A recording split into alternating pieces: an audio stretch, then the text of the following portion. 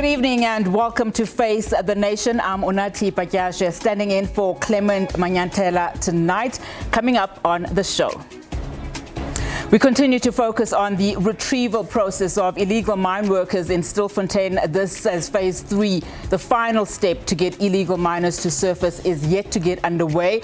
Between now and October, more than 1,200 illegal miners have resurfaced from that area. It's believed hundreds more are still underground. Of concern, though, are the number of underage children who were amongst those arrested this week. Then we speak to ANC Women's League on its planned march to the Union buildings in Pretoria tomorrow under the theme United for Justice, ending GBV and Femicide in our lifetime. Now, the march is part of the 16 days of activism against gender-based violence. We ask the question what impact this march will have, given just how profound and widespread GBV is in the country. Should the ANC Women's League be looking at another approach?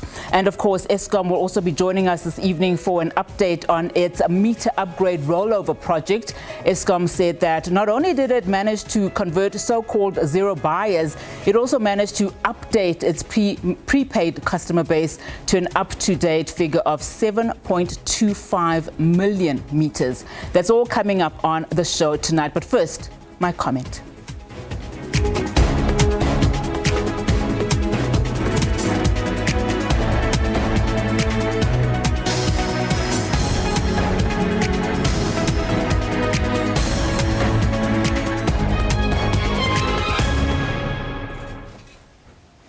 Well, as more illegal miners resurface from separate mine shafts in Stilfontein amid a police operation in the Northwest Province, just today, 17 more illegal miners were retrieved. Several hundred illegal miners have since resurfaced in the past few days. It remains unclear, though, as to how many miners are still underground and how long they've been there. Now, some reports suggest weeks, others even suggesting years. So far, amongst those that have since resurfaced are 14 miners between the ages of 14 and 17 years old from neighboring countries, we're told, like Mozambique, Lesotho, Namibia and Zimbabwe. The question remains, though, do we have a full picture about what exactly is unfolding there in Stilfontein? What is clear is that the situation has once again shone a spotlight on how South Africa's abandoned mines prey on local communities nationwide as a result of these illegal operations. One of the biggest concerns about operations at these abandoned mines is the effects they pose on the environment, as we hear of pool-sized waterholes filled with dangerous chemicals like cyanide, methane and sulfuric acid, which potentially leak into the groundwater around these communities. Now, some reports indicate that there could be well over 6,000 abandoned mines in the country, of which over 2,000 of them are high risk. Still, there's also the issue of criminality. We have in the past seen running gun battles between so-called illegal mine kingpins and law enforcement authorities, leaving many communities around these mines feeling fearing for their lives, also feeling very vulnerable. In this particular matter, we understand that amongst these hundreds of illegal miners underground, there could very well be dangerous and powerful gangs, mainly foreigners, who are operating these shafts and taking advantage of young and very poor migrants from neighboring countries. This is why police have always maintained that no law enforcement officer will go underground to arrest the illegal miners, maintaining that the miners are not trapped. In fact, you will, of course, recall how Minister in the Presidency, Khumbudzo Ntshavheni, allegedly triggered a legal battle with her words, "We will smoke them out." It's now thought that even after the Pretoria High Court dismissed a court application lodged by the Society for the Protection of Our Constitution on humanitarian relief grounds, another court battle may be looming over the Stilfontein matter. What this incident also highlights is the lack of accountability following years of poor business practices from previous mine owners. There's also the concern about government's inaction or lack of urgency, and of course the effects of poverty, inequality and unemployment. Given the glaring systemic issues, surely there is a need for a coordinated, comprehensive and sustainable action plan based on critical and analytical thinking. Today, as we discuss the situation unfolding in Stilfontein, the urgency for a solution becomes even more apparent. The identities of the mining kingpins involved remain a mystery. What we do know is that they are heavily armed and wield significant power, controlling the gold, the workers, and essentially the entire value chain, including food supply. So the question we're asking you tonight is, what decisive steps can government take to effectively combat the issue of illegal mining? Let us know your thoughts. You can send us a WhatsApp voice note on 078 459 1897. Remember, of course, to tell us your name and surname and where you're sending the voice note from. And please keep it at 30 seconds, or send us an X on @face_the nation SABC. Looking forward there for your thoughts. But for now, we're going to take a quick break. We'll be back with in discussions around this particular matter and others, of course. Stay with us.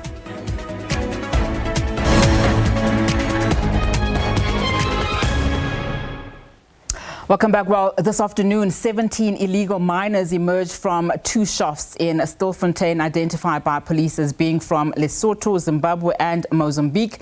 Lawyers for human rights have criticized the slow rescue efforts for those still underground in an abandoned shaft at the Buffelsfontein gold mine, nearly 2 weeks after a task force was formed. In the studio, I'm now joined by Mametlwe, Sebei, an attorney at Lawyers for Human Rights. Thank you so much for your time this evening. So, of course, one of the things that you are saying is that human rights are being violated at this particular mine. Just talk us through your thought process. We heard, of course, earlier from that decision by the High Court in Pretoria that, in fact, there were no violations in as far as human rights are concerned, which is why they dismissed that case. What is your view on what's unfolding in Stilfontein? Okay, a few things. One is that, and of course not that it will matter, because human rights means that every human is entitled. But it's also not very true that the only people trapped there, all of them are just undocumented migrants. I think, you have seen families from this country who are saying we've had brothers and sisters, brothers and husbands that are there underground. And when we say trapping, what do we mean? There are several shafts. The shaft where I think many people see media being located to is called Shaft 11. That shaft, it was estimated to be 2 kilometers. I see now the experts are saying it's 3 kilometer hole, right, underground, without a staircase. So meaning nobody can be able to surface on their own, jump from there, to the surface without any help. In the past, when there was community rescue, and I'll come back to that, it took about 30 to 20 men, pulling uninterrupted on average for an hour just to be able to pull one person, right? Now, the police have stopped that, and they're arguing that is because of that court application that was struck. In actual fact, there was interim order, and point, I think 3.3 of that court order was saying no non-emergency personnel should be allowed. Because community members were going in and out as they pleased to... It wasn't like that. What you had there was that, the community were just helping with pulling out under supervision of the police. They were part of the police operation, and part of the structure created by the minister, who, by the way, we are meeting tomorrow to look at what has actually happened in a past week where we lost several days. Now, the police are arguing that people can exit from these other shafts, right? But as from the people that we have interviewed, right, that have exited from that shaft 11 to shaft 10, they are saying they started crawling underground last week Monday and only managed to exit this week Monday, meaning it took them 7 days of crawling for kilometers in very treacherous, narrow tunnels that are flooded for the most part. A journey that is extremely hazardous and can only be made by those that are in a certain physical condition, and many. What would you like the police to do? Because we know that they're saying their operation has 3 phases. We saw in the second phase they put some form of camera inside one of those shafts. For a third phase, we were told by some of the local authorities there this week that it is a sensitive phase, which would actually require the retrieval. What is your stand in the sense that you're saying, of course, that they are not aiding those minors come out? What would you like them to do? Because we've also seen, on the contrary, scenes where some minors went back into those shafts because they are evading, arrest, and they obviously know that police are stationed out there. Not a shaft where, the rescue is actually taking place. Yeah. In that shaft is, permanently surrounded by the police. And I mean, firstly, you can't go there without being taken underground, right? So the other story, I mean, we can debate them. Nobody has ever argued, right, that what is happening in the underground is a congregation of saints. Nobody has ever argued that point. What are we arguing? We're arguing, and I think this is a point that I want to make, right? When you look at the state of dehydration, emaciation, and physical weakness, of course, inflicted upon by the fact that many of those workers, I mean, minors are in having chronic, illnesses for which they need medication, and they've not been having a supply of food, water, and medication for months before this operation actually came to a spotlight. When in the past 2 weeks and so on, we began to cover it, and I think there was discussion about disaster and tragedy that is unfolding. So insofar as what we say police must do, there was a framework that was there about a week ago. What was that framework? The framework was pending a professional rescue. That is a team of professionals with a specialized equipment. That entails them setting up a crane that will be able to go underground and assist those mine workers to be able to come speedily and safely. The community rescue would be was going on there, which was very slow. Of course, as I said, it used to take a significant number of people pulling without interruption for about an hour just to be able to retrieve one person, right? So that was benefiting the weakest. And the people that a day, if they were to stay there any day late, to be delayed any day later in terms of rescue, they would have died, right? So I mean, we see those operations are continuing. You saying that they are too slow. Tomorrow the minister is going out there. After your meeting with the minister, what are your next steps? We are hearing, of course, that they are, there's a possibility that there's another court case that is looming. So I guess a lot of the questions people have is, those efforts that you're making should also probably look at the criminality that is involved with illegal mines, right? So what is your stand there on the fact that these are illegal immigrants? There are possible armed gangs in these mines, in these shafts, which is probably why police do not want to go there without having all their necessary ducks in a row in terms of safety concerns. So how would you then have them operate under that climate? So first and foremost, let's deal with this issue, right, of criminality. Lawyers for Amenders, I think, was here about a few years ago. We released a report where we warned about the organized criminal syndicates that are entering a vacuum of, mines that are being abandoned on the industrial scale by the big mining corporations. There's about 6,100 mines that have been abandoned by this cooperation that today are considered to be derelict and ownerless. Government want you to believe is because of the old legislative dispensation. That is a crime in progress by the big cooperation. Between 2011 and 2016, there was 803 mine closure certificates, right? Of that, only 27 was a mine closure certificate for mining rights. Of the 27, 20 were in Western Cape, where there's no mineral for heavy mining, right?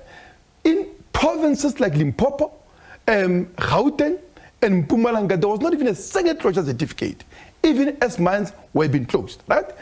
Why is that happening? It's because of institutionalized, right, illegality, but also corporate impunity of the big mining corporations, which when they abandon this mine, they abandon these mines with, of course, the workers, the families, and communities. And of course, this, when they do not especially close the pits, right, adequately to ensure that they are sealed, they don't rehabilitate environment for alternative productive uses, housing, agriculture, right?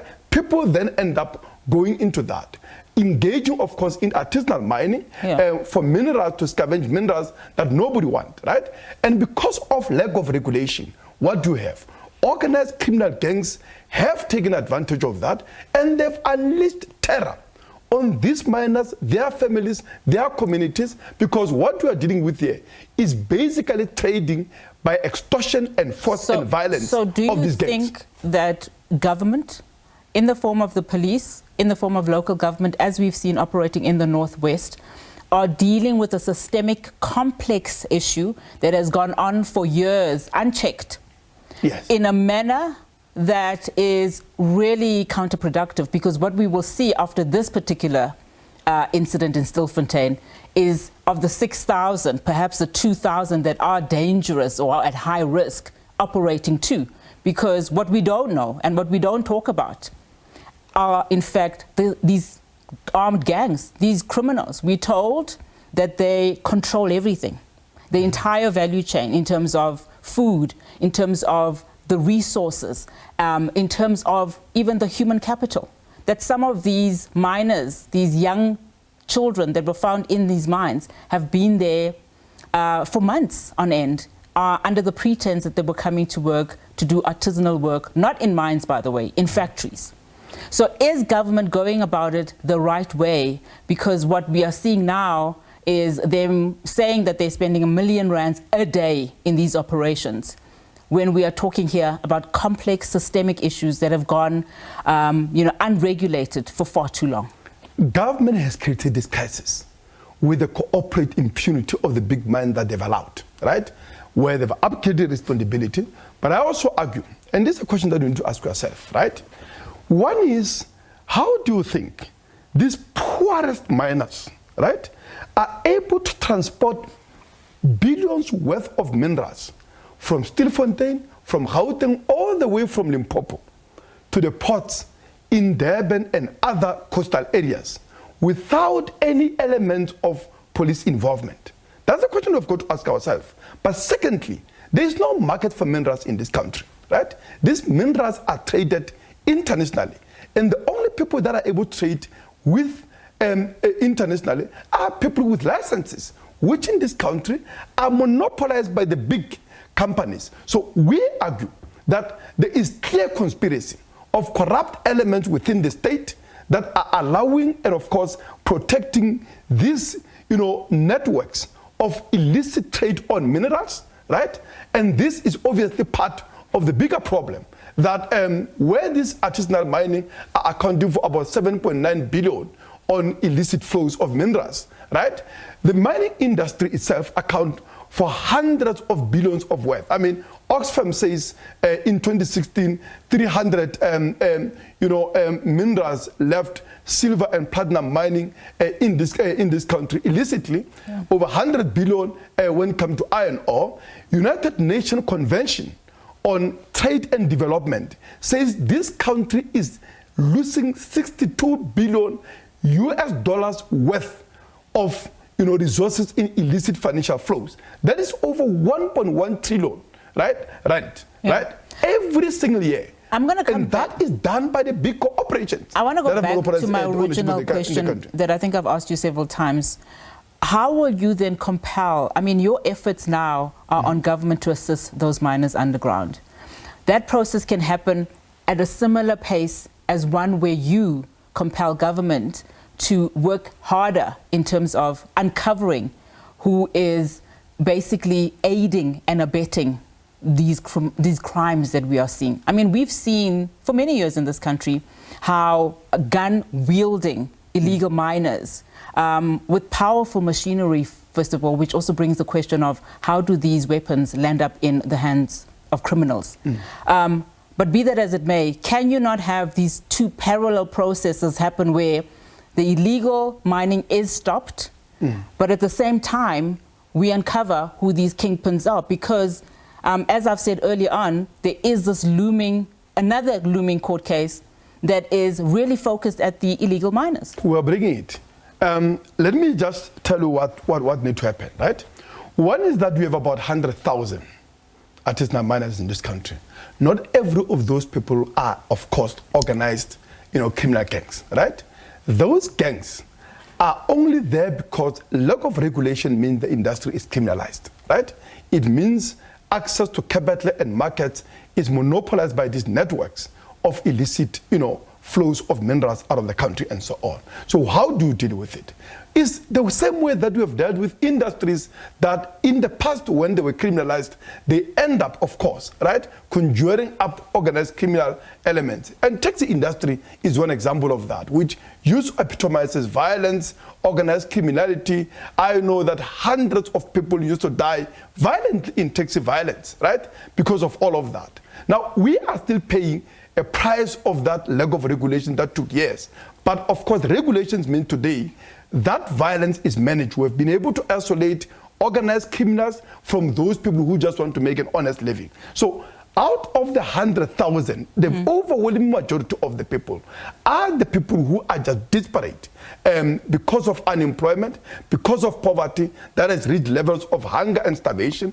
And we need to be able to say, how then do we regularize this? How do we support this with equipment to ensure that they conduct a very safe but also productive, mining for themselves, their families, their communities, at the same time as, for instance, you can have a state buyer of minerals. Right? You have that same thing in Zimbabwe where there is, I think, that Fidelity gold refinery where it is a state buyer of minerals to ensure that you provide a legal market for these artisanal miners. Once you do that, you isolate, right? You isolate organized criminals, right? And you are able to deal with that through a criminal justice system. Because these are the people that are unleashing the terror. Yeah. The stories of rapes, of murders, of extreme violence that is first and foremost directed against these miners, but also their families as a way of terrorizing them to extort minerals that otherwise can be traded legally, contributing to local economies, as well as, of course, fiscals to sustain these miners, but also those local economies that have been abandoned by the big mining industries. Mr. Sebei, that's where we have to leave it for now, but thank you so much for your time. Of course, a lot here to unpack. As I've said earlier on, this is a systemic issue, and we can't just have it on one focus, and it has to be a multi-focused approach to it. Of course, that was Mametlwe Sebei, an attorney at Lawyers for Human Rights, of course, unpacking the story that's been dominating our headlines throughout this week, in fact, for months now. All right, let's take you to this now. The Department of Correctional Services has launched its Operation Vala at Grootfontein Correctional Services in Bloemfontein. In the Free State, this annual festive season operation intends to ensure that the country's correctional facilities remain safe during the upcoming holidays. The operation is aimed at preventing escape and violence inside various correctional facilities across the country and putting in place activities to keep inmates busy during the festive period. Now, these are live visuals from the raid in Grootfontein Correctional Service in Bloemfontein in the Free State. Of course, we'll continue to give you the very latest in as far as those various operations around the country. We take a quick break at this point.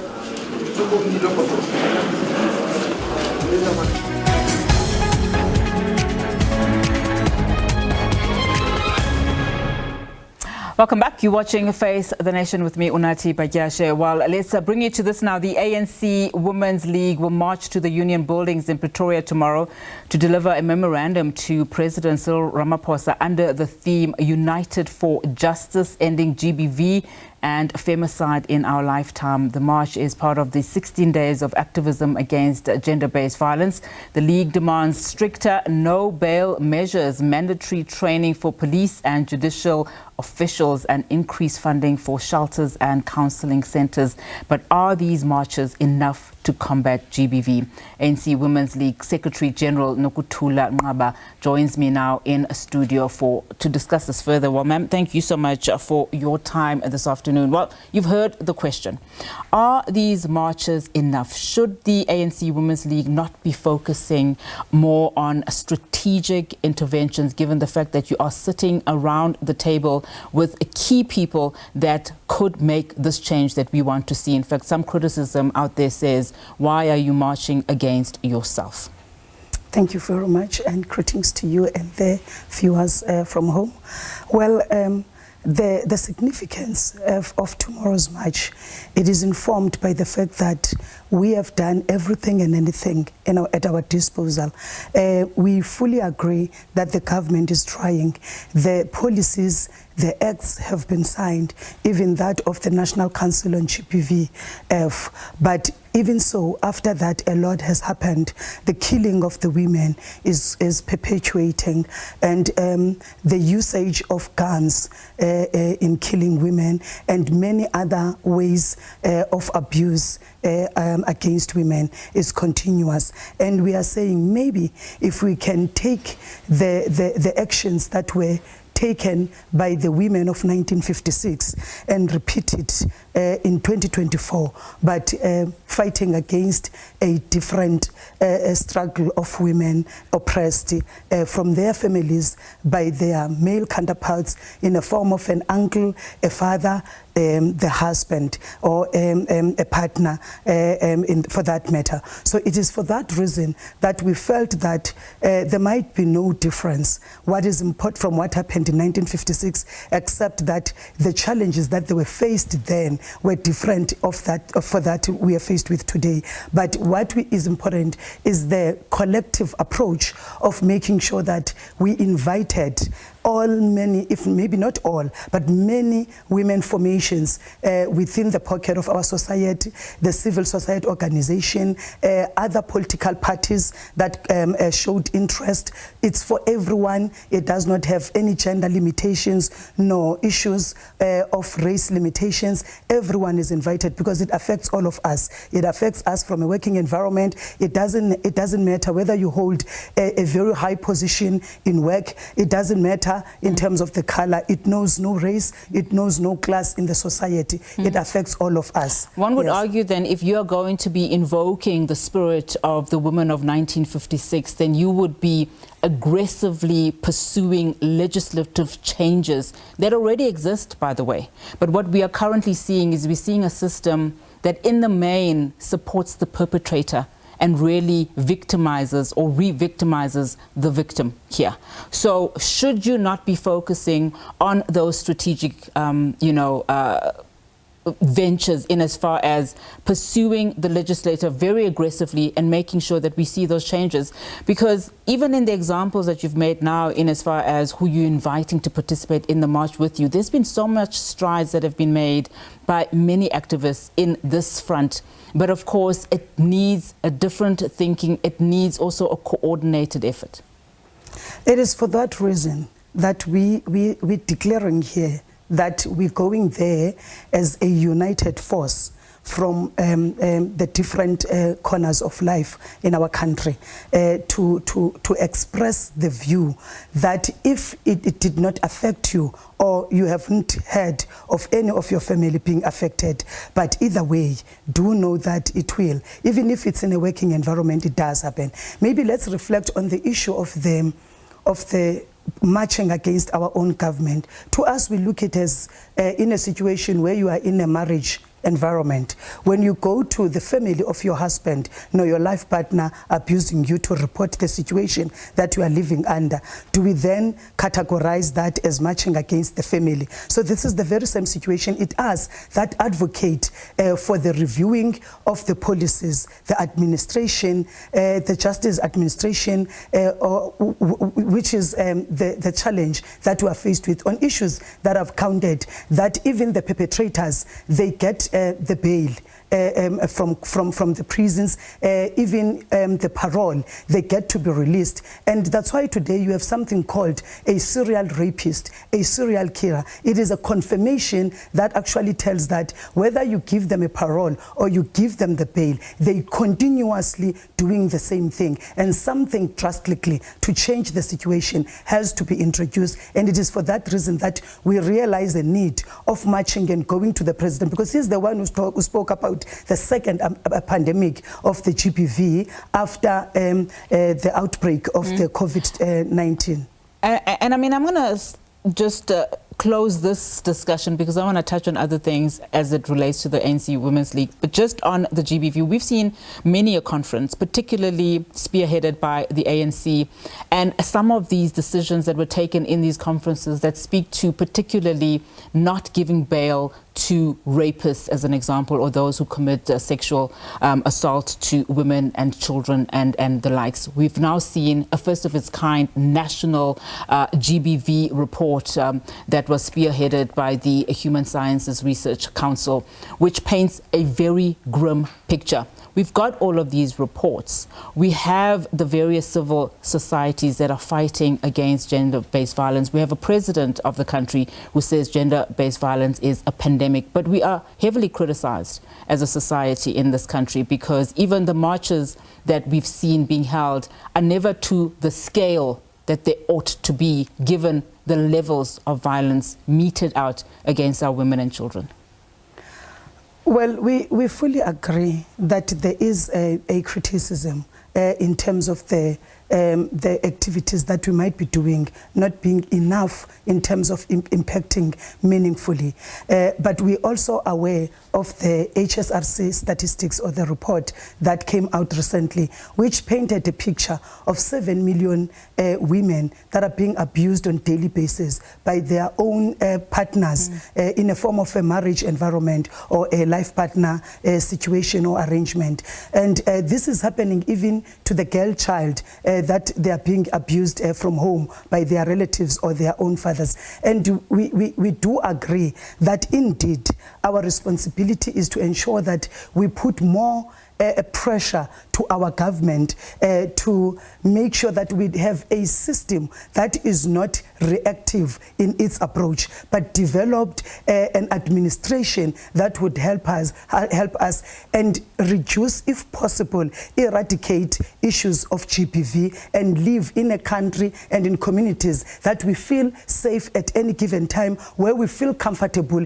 in our own home environment. But currently, even if you are a learner at a school, in a school environment, you still have someone who becomes a perpetrator and a threat to you in a form of a teacher. So these things, they are happening in different ways and they come in different forms. But what is important, it's us putting the pressure as we continue with our responsibility to lobby and influence the policy position. There's a Sex Offensive Act that is soon going to be taken out for public participation. We are going to participate to that on issues of consent, where in a court of law, you will then as a victim be viewed as if you have agreed because you responded in a certain way, and as if there is a way that should be standard to us as women to react when you are gun pointed and someone is forcing himself to you to rape without whether you are agreeing or not. So we are alive to those realities. I want to pick up where you left off in terms of you will be putting pressure. As we shift gears ever so slightly, I want to focus on the ANC Women's League.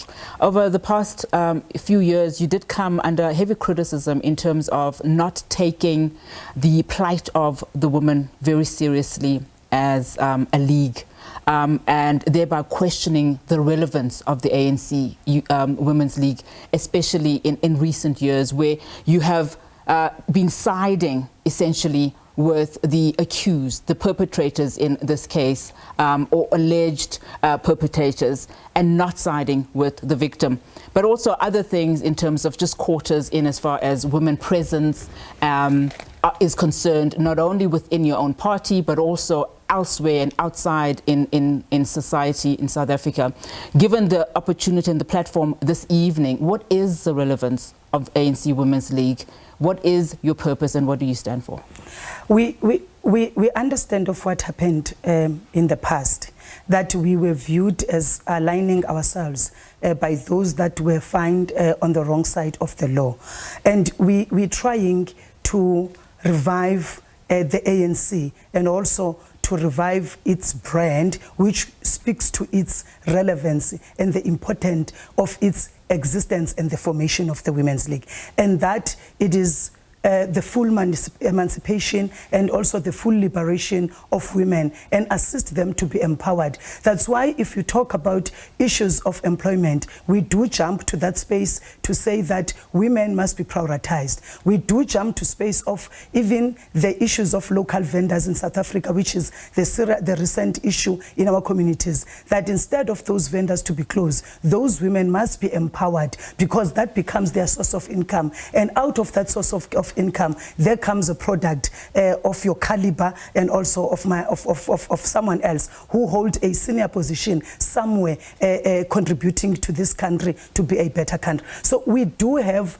mistakes that were committed previously, publicly so, and we take the constructive criticism, but recently we have tried to improve. That's why today we're talking about a match that is going to take place that is very united in its very nature. It is very inclusive of everyone to be part of it, because we understand fully the plight of women. We wouldn't be talking about matching tomorrow if we were failing to realize and appreciate our role and relevance into our society. And NGO would have been the one leading this march tomorrow if the Women's League of today did not understand and appreciate why it has to exist and what is it that is at stake in ensuring that women are empowered and we assist, because we exist as the Women's League even beyond the borders of this country, even in the continent. So we do appreciate and understand that indeed previously there were concerns that were raised and people started to question whether are we for a good cause or not, because things that we were to kind of agree with were against the popular view from our society, which we regard as our constituency and the leader of that society for that matter. Talking about the party now, the ANC, you're operating, of course, under a different climate of politics. We are post the May 29 election. We are operating under the government of national unity. Your alliance partners may not necessarily be pleased with that. As you know, the SACP has been very vocal. You have a former president of the ANC and of the country who has been expelled by the ANC, and also the decision was upheld by the appeals body of the ANC's disciplinary committee.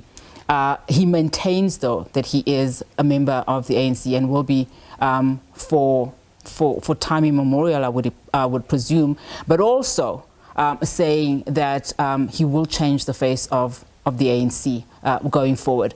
You're operating under this climate. Just your views on some of the criticism that has been leveled against you as a party from various fronts, including from one of your own.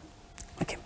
Well, on the issue of the SACP's point of view about the government that has been established as the government of the national unit, we don't have an issue with them criticizing. It is their right, because they stand on their own, having their own constituency, and they lead, having the responsibility to lead as the leader of the vanguard from the society. However, what we have an issue with, it's the criticism that gives an impression that the ANC, it is divided, and within the ANC there are groups that are not in agreement with the GNU, and we are saying platforms are created where the SACP can criticize the ANC and raise these issues. Nothing wrong to go all out, understanding that there are expectations from the society on what they stand for as part of the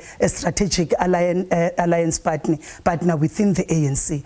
But with the Zuma, Tatu Zuma, the former president for 2 terms of the ANC, who is now expelled, the processes were followed to the latter.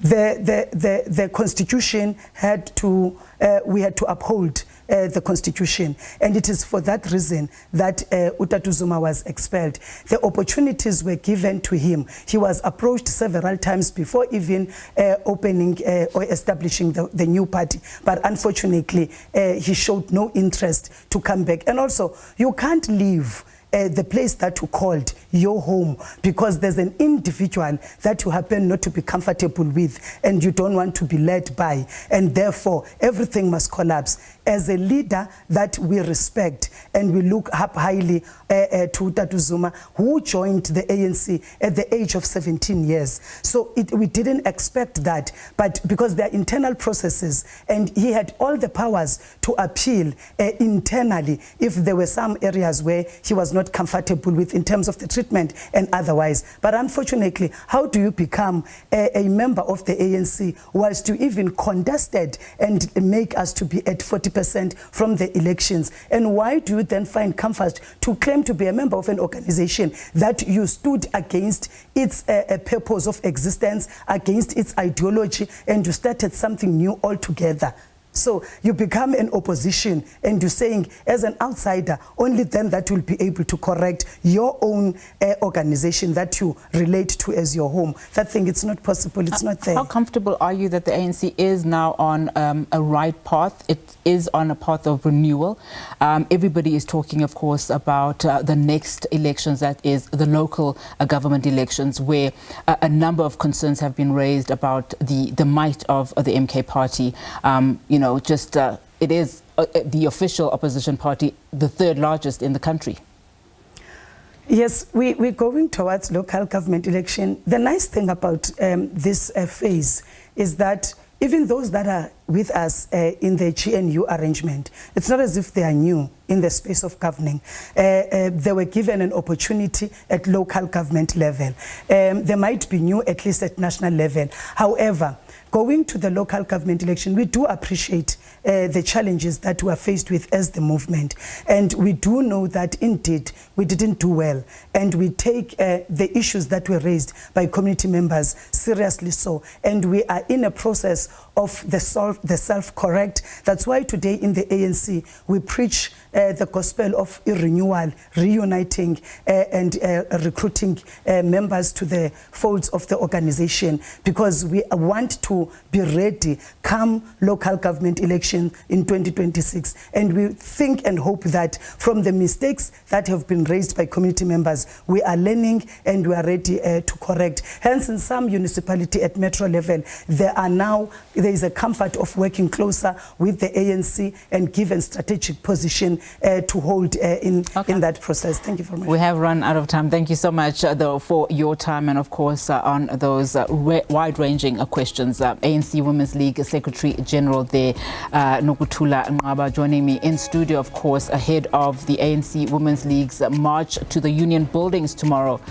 in light of the fight against GBV. Let's take a quick break. We'll be back straight after this. Don't go away. Stay with us.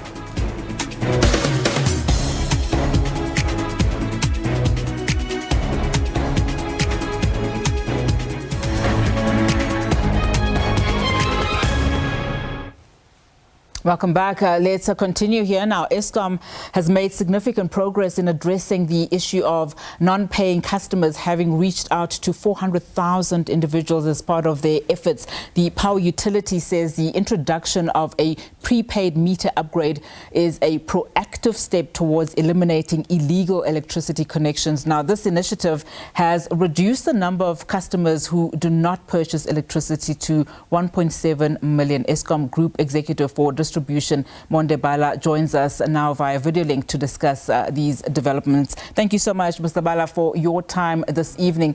So you've managed through this role of a process to catch, so to speak, and re-register, I would imagine, 400,000 previously non-paying customers.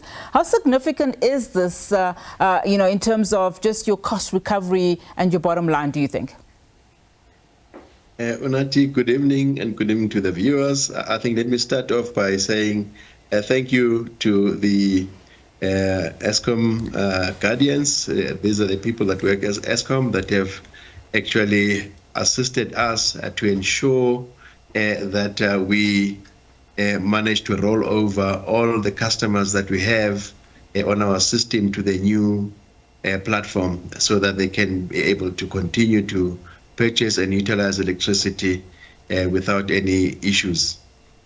So that was really the exercise and the project. We had a technical situation wherein the existing platform was coming to an end on the 24th of November 2024, and we needed to make sure that for customers to continue to be able to utilize, to be able to procure, to buy their tokens and electricity, that they are able to do so. But in doing so, we then had a situation where some of the people that had not been buying electricity from us then came forward to say, you know what, we have been illegally consuming electricity, buying electricity from illegal vendors. Now we want to be, we want to regularize ourselves, and we want to normalize our relationship with Eskom.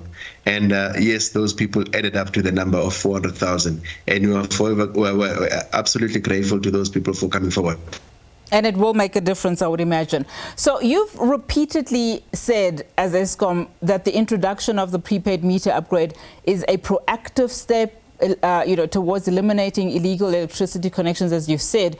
But what makes you so confident that the KRN2 system is unlikely to be bypassed, as we've seen with the previous system, especially realistically? Many South Africans simply cannot afford high electricity costs.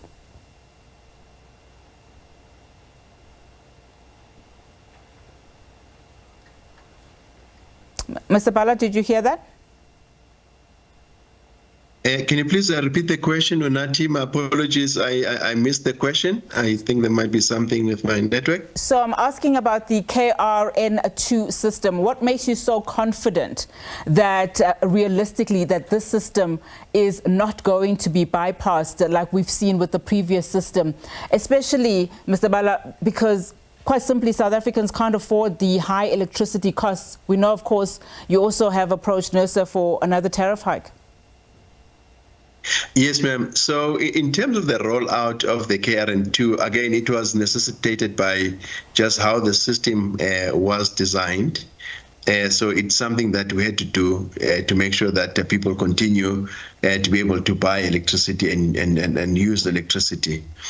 So that on its own was an issue on its own. Now, what we've discovered now is that when these people came forward, then it's something that really made us sit and look back. Now, the systems that we're now putting in place, a monitoring system to ensure that we monitor each and every user's consumption, so that once we start to notice that there is an issue with how you're consuming or buying electricity from Eskom, then we proactively, first we'll give you a message, either an SMS or a WhatsApp, to say that we see that you have not bought electricity from us. Please make sure that you correct. If there's no response, then it's when we start to dispatch our technicians to come and look at your property to make sure that the meter is not bypassed or is tampered with. I think the very, very absolute sort of scenario is when we decide that you have actually tampered with the meter, and now it's now a criminal matter. So we believe that by monitoring and ensuring that we evaluate how you consume, that you actually come and greet us with your payment, with the purchase of electricity, that we can actually establish a better relationship with our customers. Yes, we do take note that the tariff increases, as we have proposed, they are quite steep. We are working quite hard to ensure that we find ways to deal with that. Now, I think let's just remind ourselves, if there's a 2.1 million people of 2.1 million South Africans who just consume electricity, it just means that for those of us that are paying electricity, it has to cost so much more. So if each of us come to the party and pay for the electricity that we consume, definitely it will reduce the price of electricity going forward. And just your criticism, on those that say that the tariff increases are really just there to benefit Eskom and not necessarily the customer. What is your reaction to that? Our reaction to that, Unati, is that the tariff determination, or what Eskom submits as an application to the regulator, is actually prescribed by the regulator itself. So the regulator says that here is the method that you must apply in determining how you apply for your tariff. We've applied that, and on the basis of that, we have made our submission to the regulator. The regulator will then, at the end of the day, make a decision. However, it comes back to the same point that those that utilize and consume the electricity, they must then we need to make sure that each of us, we make our own contribution so that across the board for each of us, it becomes cheaper. Otherwise, those that pay end up paying more, and those that do not pay just enjoy the benefit. Yes, we do acknowledge that there are people that genuinely cannot afford, that are indigent households, and for those we're saying that there is mechanisms such as free basic electricity that are in place for those households to benefit. Because the reality really is, without improved reform that ultimately leads to, lower power costs, manipulation in these devices will also always be there as a risk. But thank you so much, Mr. Bala, for your time. That's all the time we have for tonight. Of course, that was Eskom Group Executive for Distribution, Monde Bala. All right, let's continue to bring you to this now. The Department of Correctional Service has launched its Operation Vala at Grootfontein Correctional Services in Bloemfontein in the Free State. The operation is aimed at preventing escapes and violence inside various correctional facilities across the country and putting in place activities to keep inmates busy during the festive period. These are live visuals from the raid in Grootfontein Correctional Service in Bloemfontein in the Free State. Of course, we've seen in other raids just what has been produced in some of those raids as police continue then to clean up on most of those correctional facilities. Well, time's up. This is where we wrap the show. Thank you so much for watching. I'm Unati Pagyashe. Good night.